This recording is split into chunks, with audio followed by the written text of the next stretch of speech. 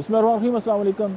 आज आपको मैं एक बहुत ज़बरदस्त सिम्पटम जो है आपसे शेयर करता हूँ एम्पैथी का, कि कुछ लोग जो हैं उनको ये एहसास होता है कि उनका जो मेल ऑर्गन है, उनका जो अला तनासल है वो बिल्कुल है ही नहीं है, यानी बिल्कुल नमनेस है, बिल्कुल ख़त्म है ही नहीं है। और ये एहसास मैंने बहुत सारे इस तरह के लोगों में भी पाया है कि जिनकी औलाद नहीं होती।